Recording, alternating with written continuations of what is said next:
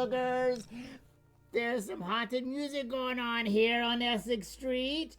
Welcome to BORAH'S Banter. I have a special guest today with me, James. Hi, how are you? James is the owner of Count Orlok's Nightmare Gallery on Essex Street in Salem. That's true. Thanks for letting me be here. Oh, it's my pleasure, Borah.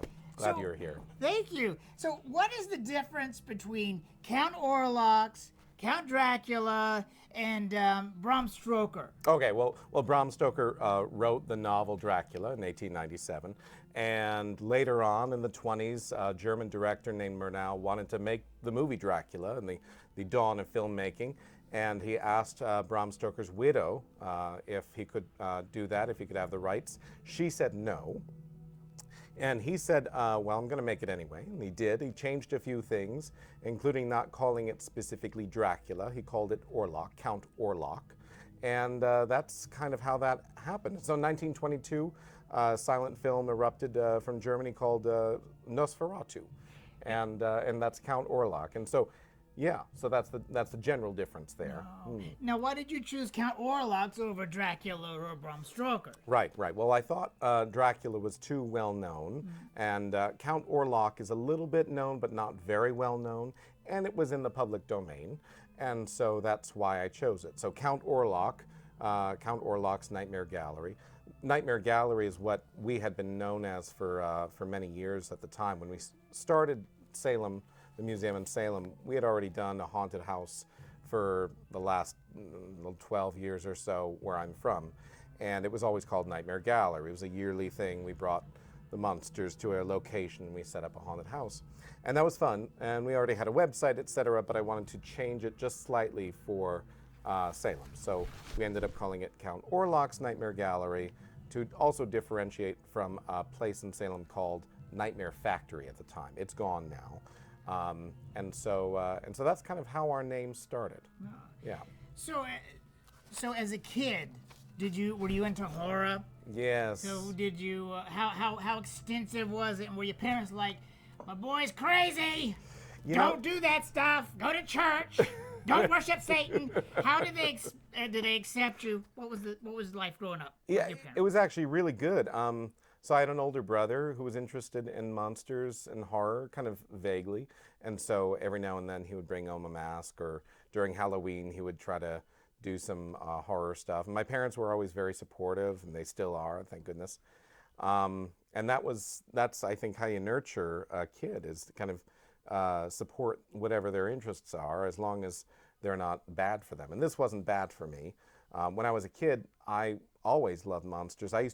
You mentioned church. Well, in the early days when my parents would drag us to church kicking and screaming, I would always wear some sort of weird outfit. Like I would wear a dinosaur costume at some point, and then I would also wear a Dracula cape into church. And they always were like, well, that's him. You know, it is what it is.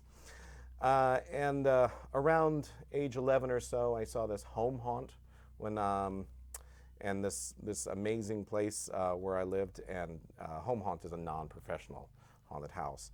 But this was anything but. It was very professional, but it was done in this guy's backyard, and it was beautiful, and that's the start. That's my origin story, as it were, where I saw the first amazing monsters. And I asked my parents if I could call this person after I saw this home haunt during one Halloween in the late 80s. And they said sure, because it was a very small town. Everyone knew everybody. And I called him, and he was nice enough to invite me over to see his vast collection of monsters. It was during the off season, so they were all put away in coffins and up on shelves and various different states of storage. But this was heaven for me. And that day, he gave me some catalogs and some phone numbers of who to call, what to do, and kind of taught me how to be discerning about collecting monsters. And that's the whole kit and caboodle right there. So did you have over the years collect monsters, and then suddenly had a whole warehouse full, and then you decided, I need to open up a gallery? Is that what happened? Something like that. So when I was a kid, I started collecting monsters, and then it kind of erupted into a haunted house in junior high. And At your house, you had a haunted house? so it wasn't my house. I had to go to the town next door and rent a rec center.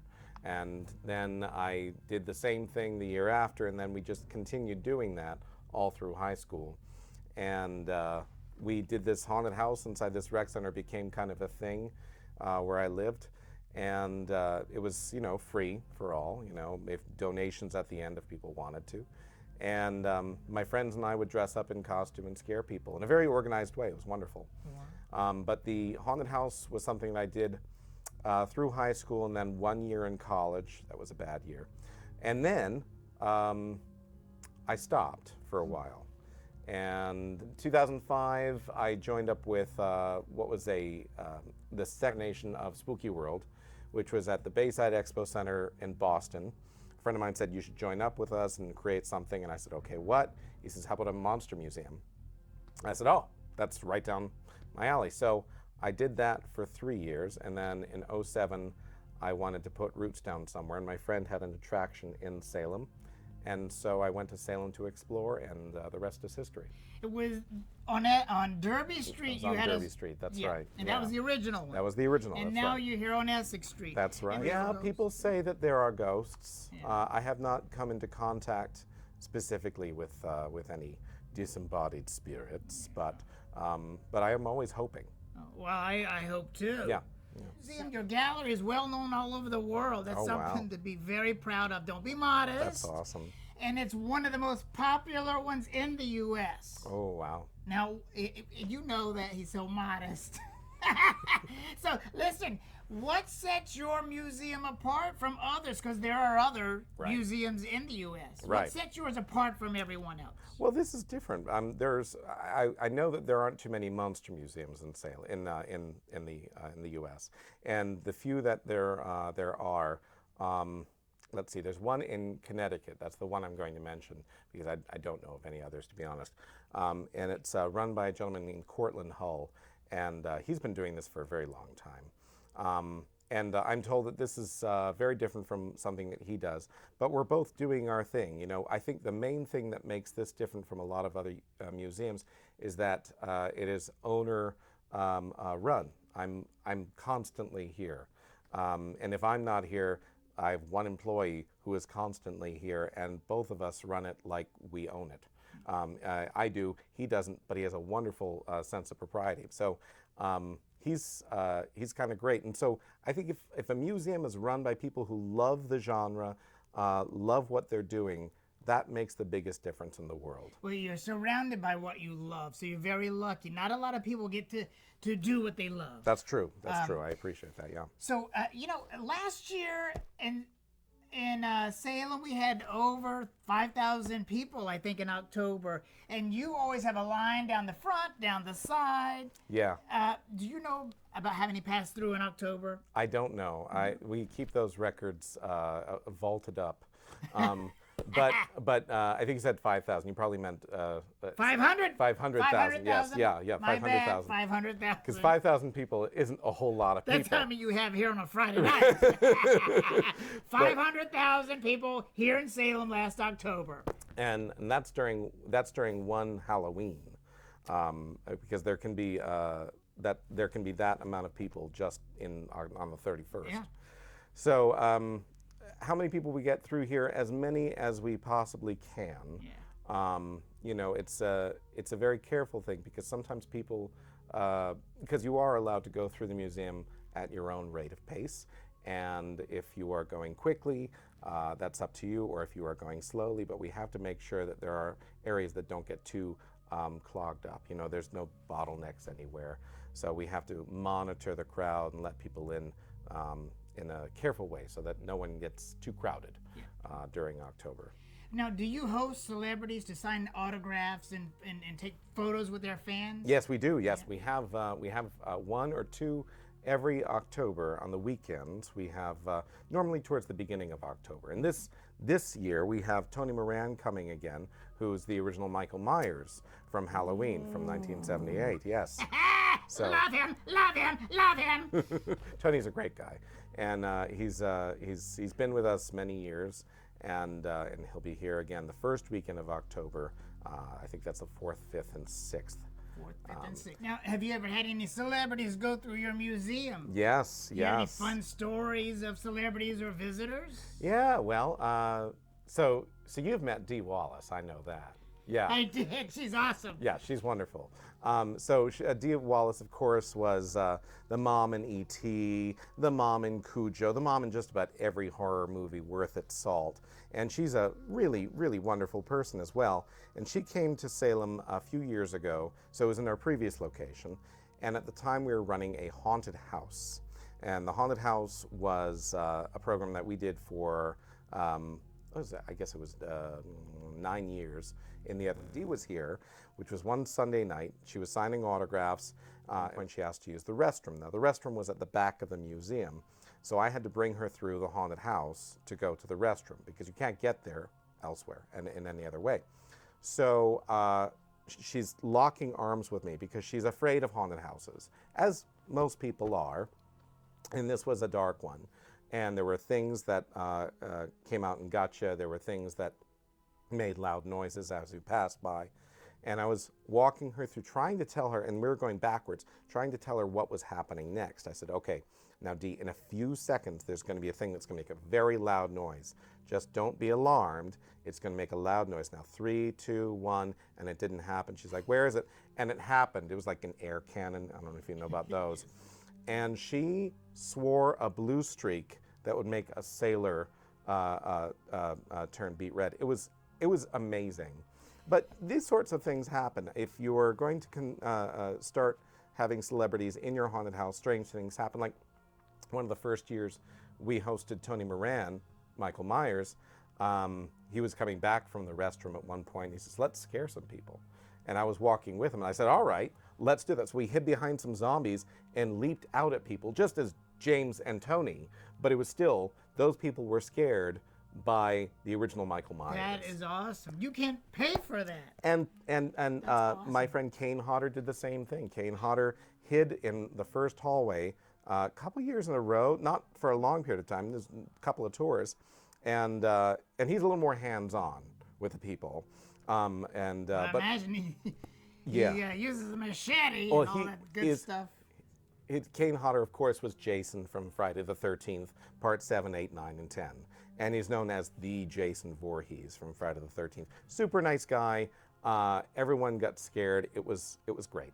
Oh, good. But not a lot of people can say that. That's good. No, they can't. What is your most popular horror scene here? Little Linda Blair from The Exorcist. Really? Yeah. That would be hard to say because I just peeked in earlier and I saw Elvira. I don't want to let the cat out the bag. That's okay. She looks dead on. Doesn't she? Dead on. And I can't wait to go through the museum. Yeah. What is your most favorite obscure Halloween movie that you would tell people they must watch?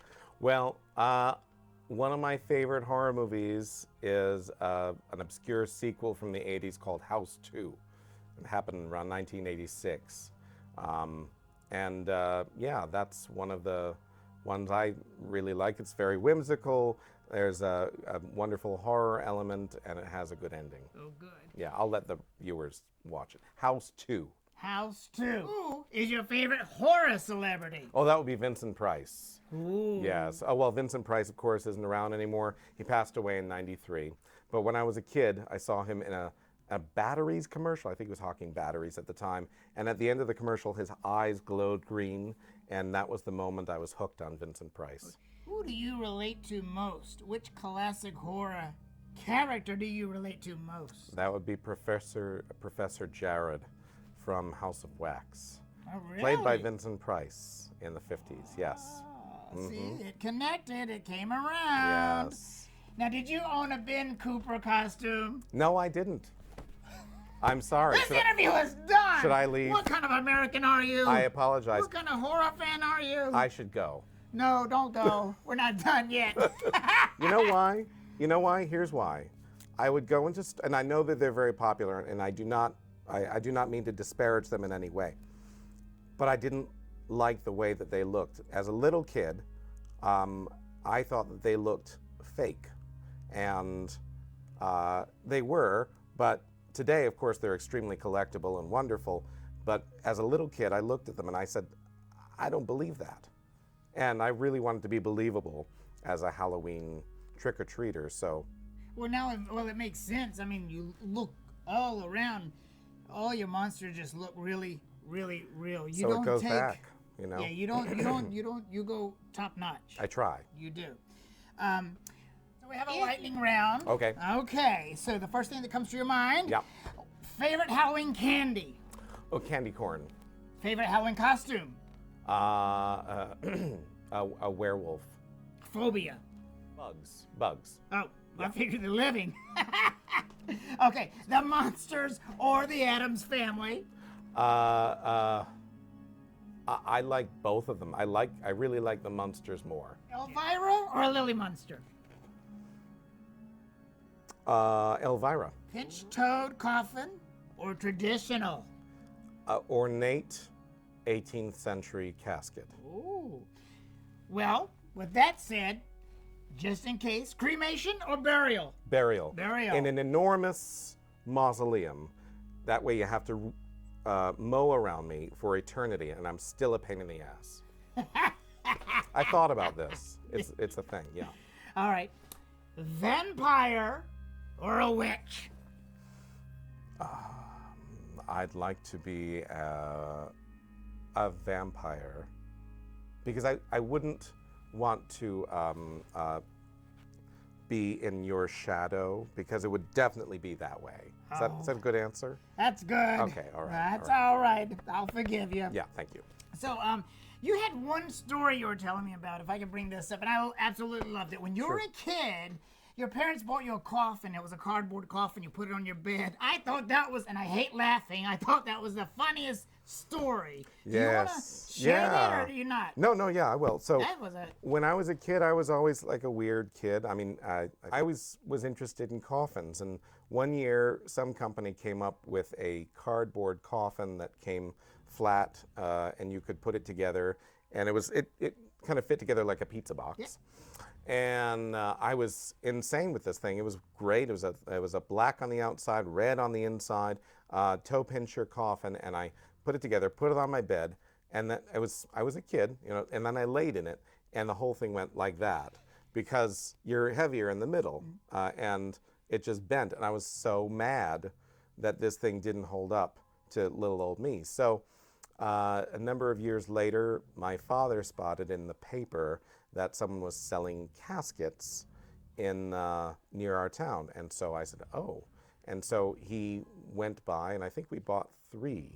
And we used them in haunted houses for years and years. My father and I also built coffins for use in the haunted house. So, did he have any interest, or was it you that made him interested in it? It was me that made him interested in You're it. very lucky. I am very lucky. A lot of parents say, you know, you're weird, you're shunned, and you know, it's people like you and the gallery and like Salem that make people that love this stuff feel accepted and a part of a community. So I want to thank you for that very much. My pleasure, my pleasure. So we love your museum, and we can't wait for you guys to visit Count Orlok's Nightmare Gallery. So where can your followers find you? How can they look you up? They can find us on Facebook. They can find us on Instagram. They can even find us on Twitter.